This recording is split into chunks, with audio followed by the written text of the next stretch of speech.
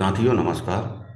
आज मैं पुनः गणित में एक सवाल लेकर आया हूं जिसपे अपन चर्चा करेंगे। सवाल है,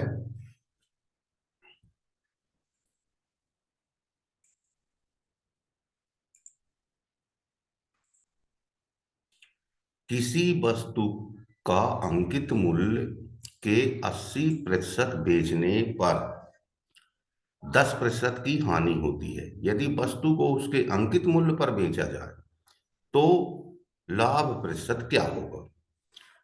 इसके लिए इस प्रश्न को आप आराम से पढ़िए। पहले, किसी वस्तु का अंकित मूल्य। अब ये अंकित मूल्य क्या होता है? तो अंकित मूल्य का मतलब होता है कि वस्तु पे जो एमआरपी लिखी रहती है वो उसकी अंकित मूल्य होती है। 80% बेचने पर 10% की हानि होती है। यदि वस्तु को उसके अंकित मूल्य पर ही बेच दिया जाए तो उसे कितने प्रतिशत लाभ होगा। यानी अंकित मूल्य जो मान लीजिए 100 रुपए लिखा है तो उसे 80 रुपए में बेचता है, तब उसकी 10% की हानि हो जाती है। अंकित मूल्य के अंतर्गत क्या क्या रहता है? लागत मूल्य रहता है और उसका दुकानदार का या कंपनी का मुनाफा रहता है। तो चलिए सवाल को हल करते हैं। माना एक वस्तु का अंकित मूल्य 100 रुपए है। अपन 100 रुपए मान लेते हैं, क्योंकि 100 रुपए इसलिए मान लेते हैं कि इससे थोड़ा सा सरल हो जाता है सवाल। एक्स मानेंगे थोड़ा सा कठिन हो जाएगा।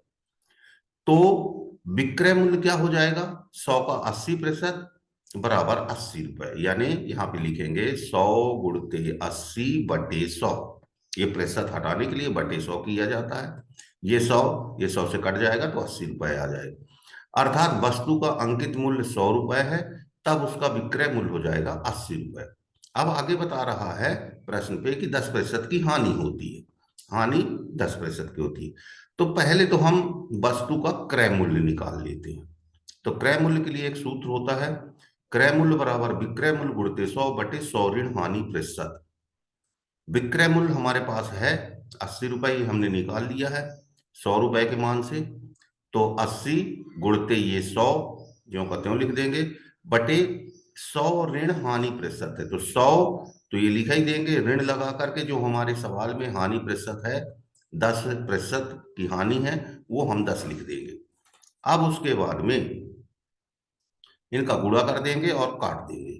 तो 80 में 100 का गुणा करेंगे तो 8000 हो जाएगा, और 100 में से 10 घटाएंगे तो 90 हो जाएगा। इनको काटेंगे तो 800/9 आ जाएगा।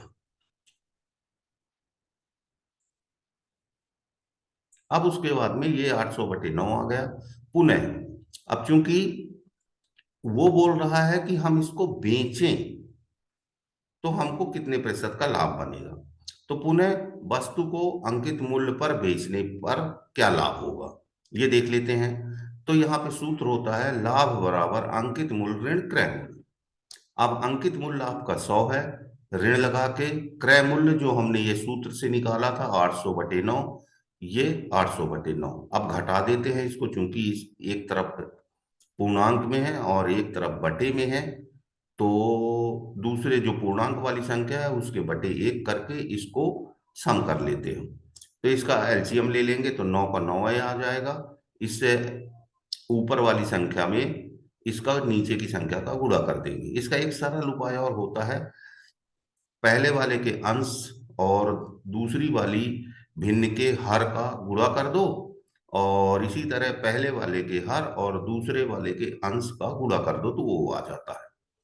तो यहाँ पे बटे एक किए थे तो इसका गुणा 800 में करेंगे तो ये 800 आ जाएगा, और 9 का गुणा 100 में करेंगे तो 900 आ जाएगा। इस ये भी विधि होती है। दूसरी विधि ये होती है कि जो हमने एलसीएम निकाला था 9, 9 में हम एक का पहले भाग देंगे तो आएगा 9 भागफल में, और उसका गुणा कर देंगे 100 में तो आ जाएगा 900। तो इस तरह 900 ऋण 800/9 आ गया। तो ये 900 में से 800 घटाएंगे तो 100 बचेगा और बटे में 9 लिख देंगे। पुनः आगे चलते हैं। अब इसका, ये तो लाभ हमारा निकल आया। अब वो बोलता है लाभ प्रतिशत ज्ञात करो। तो लाभ प्रतिशत ज्ञात करने के लिए हम लाभ गुणते 100 सूत्र लगा देते हैं लाभ प्रतिशत का। लाभ प्रतिशत बराबर होता है सूत्र लाभ गुणते 100 बटे क्रय मूल्य। अब हमने लाभ निकाल लिया है 100/9, तो ये 100/9 लिख दिया, गुणते ये 100 कर दिया, बटे क्रय मूल्य हमारा निकला था ये 800/9, तो ये 800/9। अब यहाँ पे बहुत सी बटे की संख्याएं हो गई हैं, तो हम ये सूत्र में देखते हैं कि लाभ गुणते 100 में बटी है, तो यहाँ पे लाभ और ये 100 को ऊपर लिखे हैं, ये बड़ी वाली लाइन जो है ये बटे की है मैं। तो हम इसको कैसे लिखते हैं, ये 100 का 100 यहाँ लिख देंगे, ये बटे जो है ये 9 एकदम नीचे आ जाएगा। इसी प्रकार ये गुणते 100 लिख देंगे, और नीचे की जो बटे की संख्या है उसमें से हर का मान एक ऊपर की संख्या में गुणा हो जाएगा, अर्थात ये 9 जो है यहाँ पे ऊपर हो जाएगा, बटे ये 800 नीचे ही रहेगा। इनको काट देते हैं तो 25/2 प्रतिशत आ जाएगा।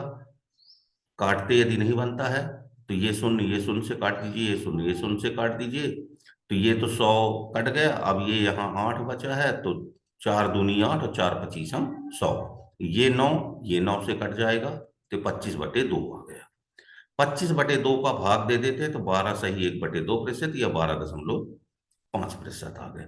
इस प्रकार ये हमने ये देखा कि इस सवाल में, सवाल को जब तक आप पढ़ेंगे नहीं अच्छे से तब तक समझ में नहीं आएगा, और सवाल को पढ़ने के बाद उसको ये देखना है कि इसमें हमको पूछ क्या रहा है।